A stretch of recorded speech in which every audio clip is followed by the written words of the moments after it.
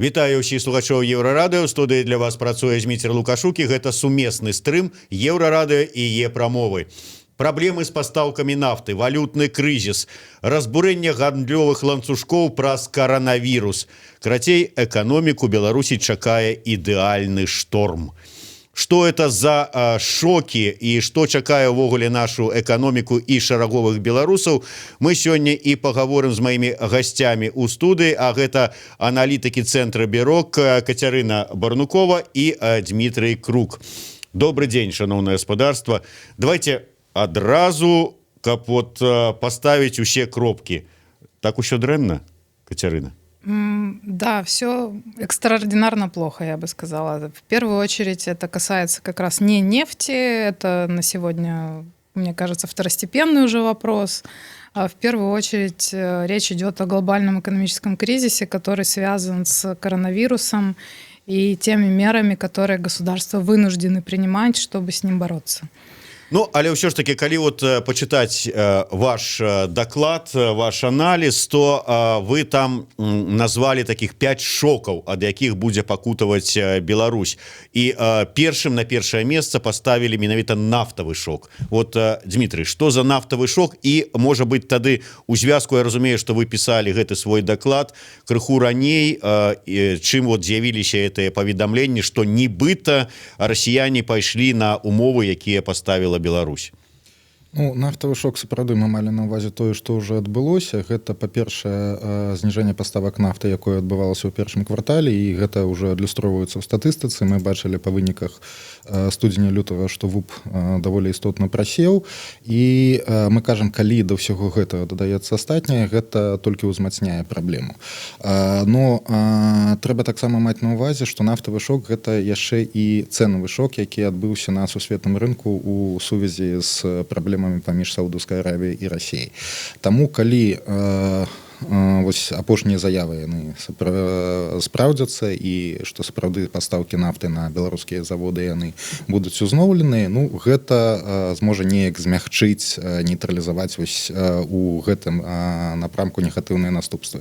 Але тым не менш, сама цана на нафту для нас таксама мае вельмі высокае значэнне, і гэты шок, ён будзе, на жаль, уплываць, будзе заставацца актуальным. Два момента, можна я просто удакладню. Здавалася, там $25 за барель.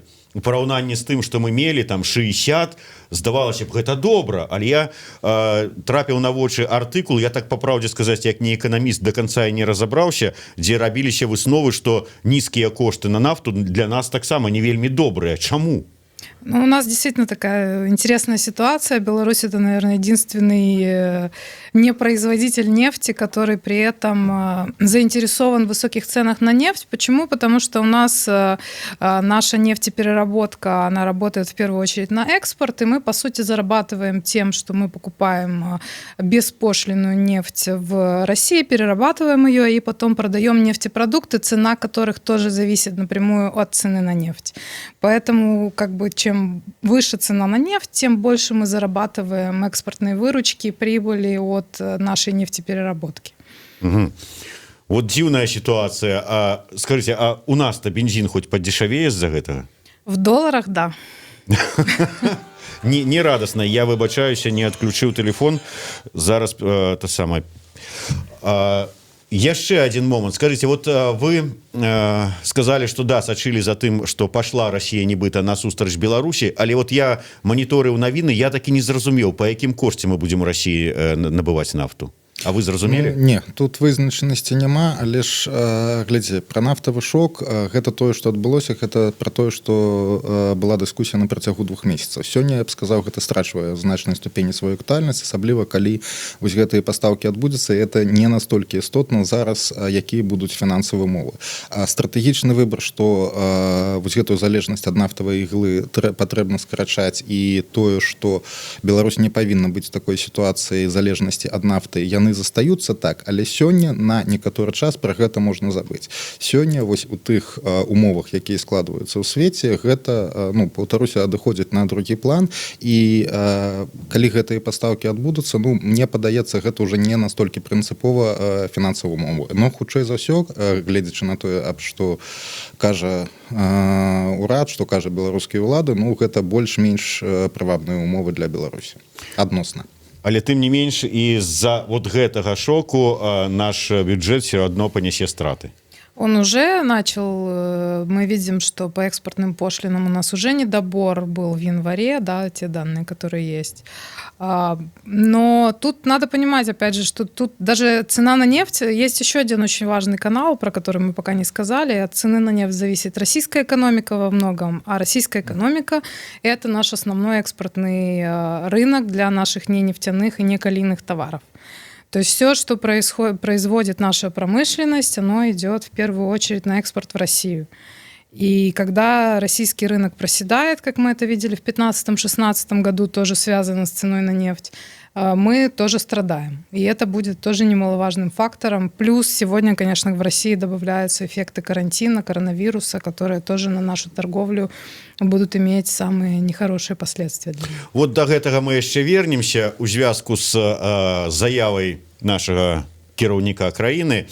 Але вот пра іншае вы сказалі пра тое, што адбываецца з эканомікай. Гэта мы как бы падыходзім да другого пункта, які вы адзначылі ў сваім дакладзе. Валютны шок. Не далі, як сёння прайшлі чарговыя таргі на валютнай біржы, і вырас на там плюс 7 атрымаў з нечым долары, плюс 6,6, по-моему. Значна з чаго ён вынікаў, гэта, ну, не настолькі істотна, я думаю, для простых беларусаў, якія сутыкаюцца зараз гэтымі наступствамі на валютным рынку. І зараз, хутчэй, гэты шок для нас важны з пункту гледжання, ну, слова стабільнасць не вельмі хацелася ўжываць, але ж прыйдзецца стабільнасці ўнутранай фінансавай сістэмы. Зразумела, што калі кантракты у нас фінансавыя дэпазіты, крэдыты ў значнай ступені намінаваны ў замежнай валюце, і вось гэты механізм іх пераафармлення ў залежную валюту, гэта негатыўна ўплывае на устойлівасць фінансавай сістэмы. І вось зараз гэта актуальна. Другі момант, які вельмі прынцыповы трэба адзначыць, у нармальных абставінах вось тое, што курс ён вагаецца, тое, што калі трэба яму абясцэніцца, ён абясцэньваецца, захоўваючы канкурэнтаздольнасць, гэта добра для эканомікі. Але у нас ёсць вельмі істотнае абмежаванне. Тое, што наш замежны доўг і дзяржаўны, і доўг шмат якіх прадпрыемстваў, ён намінаваны ў замежнай валюце.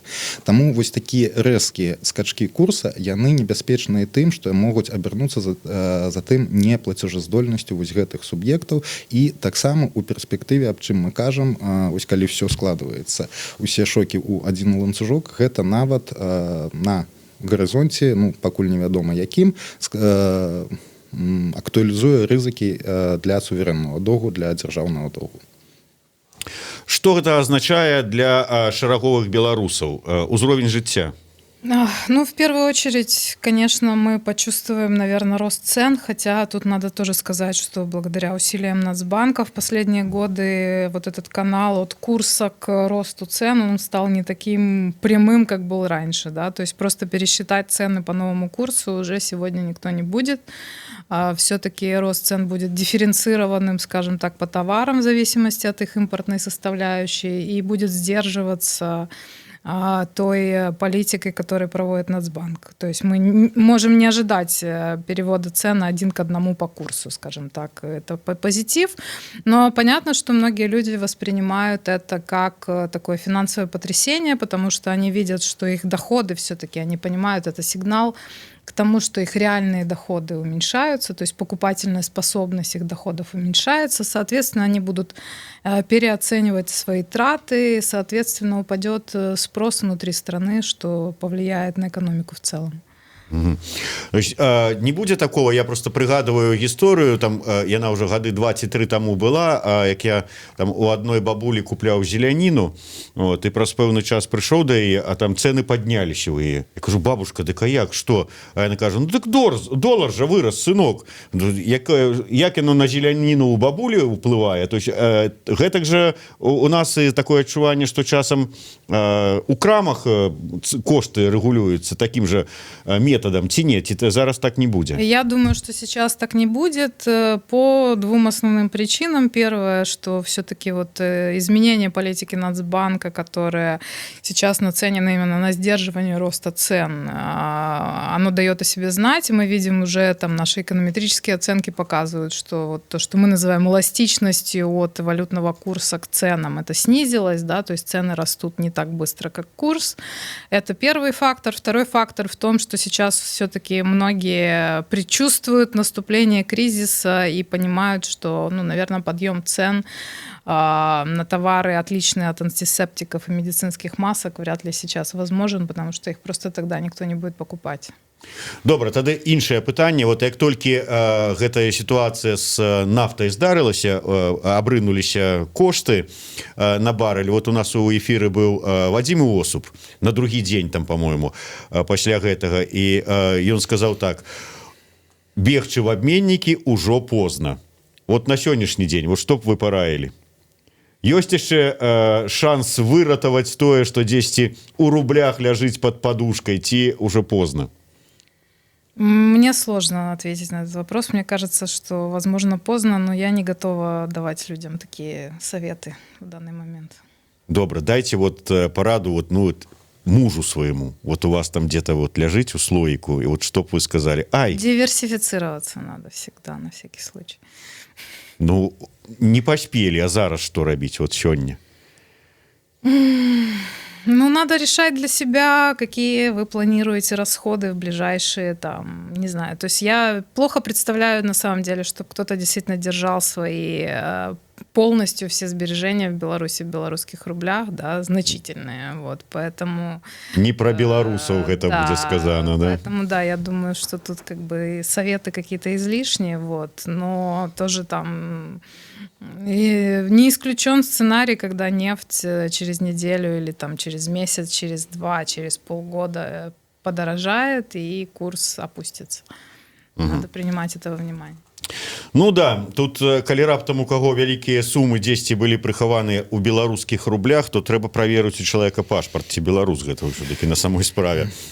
Дмітрий, Катерина уже сказала про тое, что вот шмат ўсё ж таки прадукцыі беларускіх вытворцаў ідзе менавіта на Россию, і ўся гэта сітуацыя, ну, не вельмі добра ўплывае на наш гандаль знешні, найперш з Россией. Шок знешняга гандлю наколькі вялікі і з якога накірунку яго так, з усходу, захаду больше шок будзе? Ну, з усходу будзе больше шок. Чаму? Таму што значная частка нашай прадукцыі, якая не нафта, якая не калійнае ўгнаенне, яны пастаўляюцца менавіта ў Расію. Гэта не сакрэт ні для каго. І глядзіце, ну, якая зараз логіка фірмы. Я шмат там з кім з бізнеса калі размаўляю, яны кажуць, ну, першае, што мы будзем уразаць у бягучай сітуацыі невызначанасці, гэта выдаткі на нашы інвестыцыйныя праекты, і все пагалоўна зараз як мінімум прыпыняюць інвестыцыйныя праекты. Што гэта азначае? Гэта означае, что так званыя капітальныя тавары, тэхніка, что там яшчэ можа быць, нейкае абсталяванне і гэтак далей, зараз закупацца не будзем. А гэта якраз тое, што мы пастаўляем Расіі.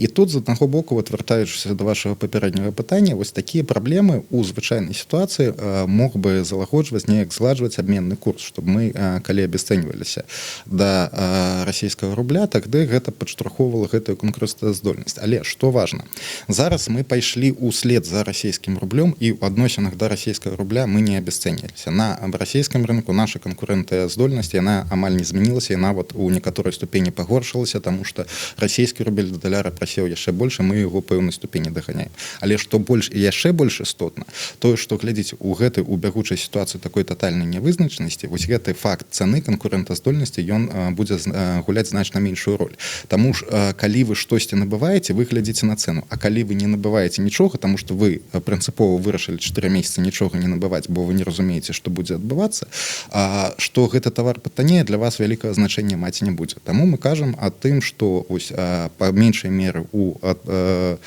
адносінах да ось гэтых капітальных тавараў, якія мы пастаўляем Расію, так гэтыя праблемы будуць. І відавочных інструментаў, як іх падштурхнуць, як іх нейтралізаваць, гэтыя праблемы, ну, такіх для ўсіх зразумелых інструментаў, на жаль, я не бачу. Але вот Лукашенко не один раз сказаў про тое, что давайте шукайте новыя рынкі збыту, там дальняя дуга и гэтак далей. Вот и нават дальняя дуга нас в этой ситуации не уратуе. Ну, мы с дальней дугой не научились работать даже и в мирное, скажем так, время, да, в последние годы. Ну, что-то там получается, но какого-то огромного прорыва нет, да. А в эти годы войны с коронавирусом? Сейчас, я думаю, что вряд ли получится. Я вот вам обяцаў вернуться до одной тэзы. Памятаеце, Лукашенко днями сказал, что зараз у этой ситуации россияне нам вот сказали: ой, присылайте нам свои товары, нам зараз с закрытыми межами тут не хапае. И мы, конечно же, им допомогли, але уже по іншых ценах. Так, может быть, наоборот, карыстаючись, так сказать, бедой суседа, мы тут задрали цены, зараз будем жировать? Ну, это возможно, что касается потребительских товаров. То есть, что касается нашего пищевого экспорта, молочка, мяса, возможно, тут мы сможем поддержать уровень торговли, несмотря на определенную все-таки ограниченность движения, да, там была речь о каком-то временном закрытии границ, еще о чем-то. Но надо понимать, что у россиян тоже покупательная способность будет падать, да, то есть они будут сокращать свое потребление, в том числе потребление еды, в том числе белорусской, да, вот, поэтому... Да, тут мы можем рассчитывать на то, что, по крайней мере, у нас не будет падения, скажем так. Ну і наступны шок, гэта шок прапановы. Размова ідзе, наколькі я разумею, не толькі пра тое, што мы прадаем, але і што мы купляем. І вот тут сапраўды я неаднаразова чуў такія заявы, што межы закрылі, поэтому трэба купіць там, да прыкладу, я не ведаю, там алей які-небудзь, там сланечнікавы, там ці яшчэ якія-небудзь там жылет, бо у нас гэта не вырабляюць. Вот наколькі гэтая праблема сапраўды праблема, бо здаецца ж для грузаперавозак не закрывалі межы. Праблема. Ну, глядзі, па-першае, адзначу, што гэта, вось менавіта гэты шок, это тое, што сёння больш за ўсё разглядаецца ў свеце як такая адметная рыса бягучай сітуацыі. І тут аналогіі з 70-ми гадамі напрошваюцца, потому што ўсе рэцэсіі, запавольванні росту, якія былі апошнія 30 гадоў, яны так ці іначай яны былі пераважна звязаны з попытам. А зараз ідуць перабоі вось гэтымі тэхналагічнымі цепочкамі, з цепочкамі, з ланцугамі вырабніцтва. І тут ёсць праблема, калі вам нейкі прамежкавы тавар, яго просто не паўстаўляюць, таму што адпаведнай вытворчасці на каранціне вы не можете свой тавар вырабляць і адпаведна прапаноўваць на рынку. У якой ступені гэта можа закрануць беларускія вытворчасці? Ну, тут уже у значнай ступені гэта ад асабістых галінаў, ад асабістых прадпрыемстваў будзе залежаць, але яшчэ вось ад гэтай агульнай карцінкі шоку прапановы для Беларусі, што яшчэ вельмі істотна, што малыя і сярэднія прадпрыемствы, якія доўгі час будуць існаваць гэтай сітуацыі невызначанасці і сутыкацца з іншымі шокамі, з іншымі праблемамі, якія мы пералічвалі, шмат якія з іх яны проста будуць стварочваць сваю дзейнасць. Яны, ну, калі вы не разумееце, калі адновіцца сітуацыя і вы не можаце там падтрымліваць бягучую арэнду, бягучыя падаткі і гэтак далей, шмат хто з іх вырашыць хаця б часова перапыніць дзейнасць і нават ліквідавацца, маючы на ўвазе думку, што калі ўсё адновіцца, я створу новую фірму і буду вырабляць все гэта зноў. Вось гэта таксама шок прапановы. Таму што нават калі ўсё з пункту гледжання эпідэміялогіі адновіцца, час эканамічна узнавіць все тое, што было, гэта зойме большай, ніж адразу вось на наступны дзень пасля нармалізацыі эпідэміялагічнай сітуацыі. Гэта таксама шок прапановы. Ну, маленькі прыклад, вось, напрыклад, там турыстычныя кампаніі, рэстараны, вось такі бізнес, я мяркую, для яго гэта будзе велізарны шок і шмат хто з іх вырашыць не падтрымліваць бягучую дзейнасць. Дарэчы, я думаў крыху пазней гэтае пытанне задаць, але паколькі вы ўзнялі гэтую тэму, я буквально сёння раніцай чытаў пра тое, вот выступіў прэзідэнт Турцыі з прамовай і пералічыў тыя прапановы, якія дзяржава дае сваім прадпрымальнікам, ну увогуле ўсім, якая будзе падтрымка ў сённяшняй сітуацыі там і бізнесу і ўсім астатнім. Наколькі я ведаю, Аўстрыя, здаецца, 500 мільёнаў еўра выдаткавала на падтрымку прадпрымальнікаў і бізнеса. Іншыя дзяржавы таксама распрацоўваюць праекты. А у нас што? Ну, у нас сегодня объявили про программу поддержки предпринимательства на $1 миллион. Вот. Честно говоря, это смешная цифра, да, если думать о масштабах каких-то серьезных, да.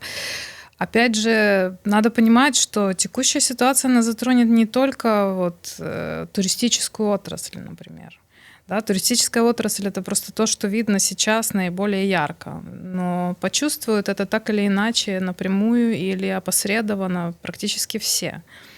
И я боюсь, что рано или поздно перед нами вообще встанет выбор, а надо ли нам поддерживать предприятия или нам надо поддерживать людей, потому что на поддержку и того, и другого денег у нас не хватит. Такі вот выбор складаны. Ну і что-то у мяне такое адчуванне, што падтрымаць вырашыць, я не ведаю, там чарговае прадпрыемства банкрут, якое не дае ніякага прыбытку, ці чарговы калгас, які там ужо разарыўся даўно. Проблема в том, что, конечно, проще с точки зрения, вот представьте, что вы правительство, да, вы прекрасно знаете, у вас есть тонна механизмов, как поддерживать какое-то госпредприятие. Вам понятно, что делать, это привычно, вы понимаете... А что тут робить? Пералічыў ім грошы, потым спісаў пазыкі, да, і ўсё. Да, ну, примерно, ну, как бы...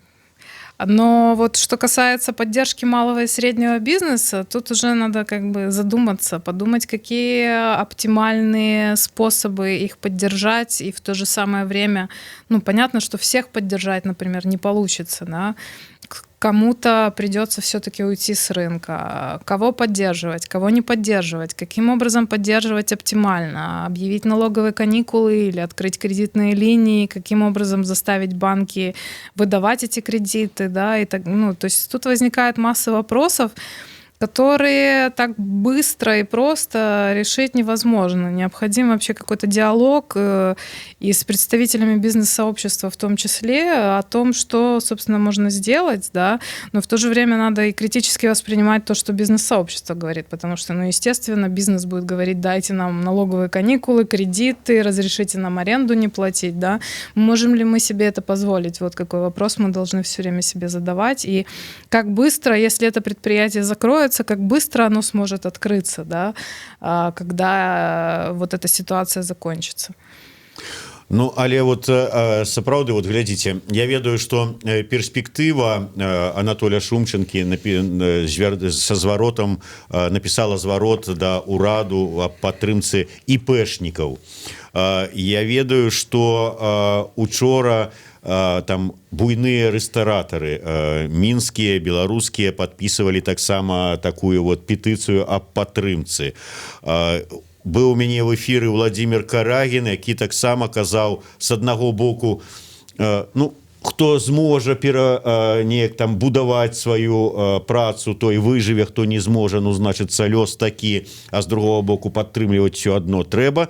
Калі вот такое гучыць з усіх бакоў, вот няўжо ўлады не прыслухаюцца, ці вот наведаеце, як там у фільме «Залаты ціронак», там кішэні, там беднасць, таварыш механік, і ўсё. Ну, магчыма, прыслухаюцца. Я вот перш, чым адказаць непасрэдна на вашае пытанне, на одну вельмі прынцыповую рэч хочу звярнуць увагу. Глядзіце, ва ўсім свеце зараз сапраўды падтрымліваюць і бізнес, і дамашнія гаспадаркі. І робяць гэта, перш за ўсё, вось такімі уліваннямі ліквіднасці, як кажуць эканамісты, ці зусім проста раздаюць грошы бізнесу, раздаюць грошы грамадзянам, павялічваючы прапанову грошай. Ці можам мы дазволіць сабе гэта? На жаль, не. Чаму? Таму што вот тое, што мы ўжо абмяркоўвалі, калі у нас будзе інфляцыйны здым, гэта непазбежна паўплывае на курс. А вялікі скачок курса, асабліва з улікам таго, што ўжо адбылося, гэта ў даволі кароткатэрміновай перспектыве год-два, гэта можа абярнуцца суверэнным дэфолтам. Гэта вельмі істотная рэч. Прыклад Аргентыны. Мы зараз кажам пра дэфолт краіны менавіта. Суверэнны дэфолт, так. Не тое, што ён зараз непазбежны, калі масава ўкідваць грошы і калі прынцыпова прынцыповы адказ на крызіс будзе заключацца ў тым, што мы прадастаўляем эканамічнай мовай так званыя манетарныя стымулы. Простай мовай, я ўжо сказаў, гэта раздача грошай усім, стварэнне новых грошай і раздача ім усім. Таму мы кажам, што ў нашай асаблівай сітуацыі выток гэтай прычына асноўнай гэтай сітуацыі, таму што ў нас вялікі замежны доўг у замежнай валюце. Вось гэта нас адрознівае ад іншых краінаў. Астатнія краіны могуць сабе гэта дазволіць, і для іх шмат для якіх інфляцыя нават жа пажаданая, таму што яны апошнія 10 гадоў з вельмі маруднай інфляцыяй можна сказаць, нават змагаліся. Таму вось калі на гэтым першым рашэнні нам трэба досыць выразна сказаць, мы маем вось гэтую праблему, і мы павінны маць ва ўвазе, што вырашаючы бягучыя праблемы, яны вельмі істотныя, экстраардынарныя, але ж мы маем таксама взяць абавязак на сябе пазбегнуць вось гэтай праблемы дэфолту. Таму грошы мы можам размяркоўваць, жывыя грошы, толькі якія ўжо назапашаны ў бюджэце без прапановы новых грошай. Мы кажам, што тут хутчэй за ўсё паўстане гэты выбар паміж дамашнімі гаспадаркамі і прадпрыемствамі. Вот адна з асноўных тэзаў нашых, пра якую Кацярына ўжо сказала, вось гэтыя жывыя грошы, мы кажам, што іх павінны атрымліваць, на наш погляд, толькі дамашнія гаспадаркі, грамадзяне. Бізнесу, так, мы прызнаем, патрэбная дапамога, але вот тое, што мы ў нашым дакладзе прапануем, мы фактычна ўсё гэта ускосныя меры, таксама некаторыя з іх звязаныя з павелічэннем прапановых грошай, але ускоснымі механізмамі праз банкі, каб гэта не вылілася ў вялікі скачок інфляцыі. І вельмі коротка яшчэ адну рэч, якую вы таксама ўжо Зміцер адзначылі, тое, што калі у нас вось прынцыповае рашэнне будзе дапамагаць бізнесу, што шмат вялікая частка гэтай дапамогі хутчэй за ўсё будзе у кірунку гэтых дзяржаўных вялікіх прадпрыемстваў, якія былі праблемныя уже апошнія 10 гадоў, і калі мы ў гэтай экстраардынарнай сітуацыі будзем тапіць грошы ў іх, мы не факт, што іх узновім нават у бягучай сітуацыі, не кажучы уже пра доўгатэрміновую перспектыву. Таму мы кажам, гэта марнаванне грошаў, і гэта дзеянні бязглуздыя будуць у гэтым выпадку. Таму і вось гэтая прынцыповая заўвага, гэты прынцып ляжыць у механізме тых межаў, тых захадаў, якія мы прапаноўваем. Вот я просто, каб больш зразумела стала, вы сказали пра лепш дапамагаць хатнім гаспадаркам. Хатнім гаспадаркам гэта як? Вот простымі словамі кажучы, вот взять гэты $1 000 000 умоўны, пра які вот вы сказали, і раздаць вот кожнаму з нас з вами там па нейкіх там, я не ведаю колькі, по 10 копеек, да, по $10, ці вот як? Фактически во многих странах западных так и делают, прибегают к методу, который экономисты называют вертолетными деньгами, да, то есть это аналог того, что как будто бы вертолет бы пролетел и раскидывал бы на всех деньги, да, только как бы всем поровну, а не кто первый схватил. Вот, то есть в Штатах обсуждается такая схема, в Европе пока первое время многие европейские страны продолжают выплачивать за счет бюджета часть зарплаты или доходов самозанятых, например, но я думаю, что долго они в таком режиме тоже не продержатся и рано или поздно перейдут на какие-то фиксированные выплаты. То есть, по сути, это такой вариант универсального базового дохода всеобщего, про который экономисты всего мира там говорили уже последние 10 лет, как про самую простую и в то же время совершенную систему социальной поддержки. Почему это было бы необходимо у нас? Потому что, давайте посмотрим на возможные последствия. Они ведь затронут не только тех, кто потеряет работу, например, да. То есть мы можем сказать, да, госпредприятия отправят людей в простой, но будут там им выплачивать 60% зарплаты. Ладно, да. Но ведь речь идет не только о госпредприятиях, речь идет о 250 тысячах ИПшников, да, многие из которых потеряют свои источники дохода. Речь идет о самозанятых, которых у нас тоже там 40 тысяч человек. Речь идет о 40% рабочей силы, которая занята в частном секторе. Если частный сектор, он, во-первых, не берет на себя социальную функцию, он будет увольнять людей. Он не будет держать людей просто ради того, чтобы держать людей, да, то есть особенно сейчас в условиях беспрецедентного кризиса, конечно, будут сокращения. Вот. И нам надо понять, как всех этих людей, или, там, допустим, 8% людей у нас заняты в том, что Белстат называет неформальным сектором. Да, то есть люди работают, но они никак не оформлены, они получают какие-то доходы, это там вплоть до того, что это там челноки, которые раньше ездили через границу, да, они потеряли свой доход. И мы сегодня, если мы говорим, что мы социальное государство, мы не можем просто взять и закрыть на это глаза. Мы должны всех этих людей каким-то образом поддержать. И если мы не пойдем на универсальный базовый доход для всех, то это как минимум должна быть какая-то форма поддержки для всех тех, у кого нет другого вида дохода. То есть это для всех не пенсионеров, не матерей в декрете и не трудоустроенных. Да. Дазвольце Дмітрий, трошки дадам, каб зразумела, што гэта мы кажам як аб часовыя меры. То есть мы не кажам, што гэта захад назаўсёды. Мы кажам вось у гэтых экстраардынарных абставінах, колькі гэта зойме, ніхто не ведае. Магчыма месяц, магчыма 5 месяцаў, магчыма паўгода. Аб якіх лічбах тут можа ісці гаворка, ну это што называецца ўжо думкі ўслух.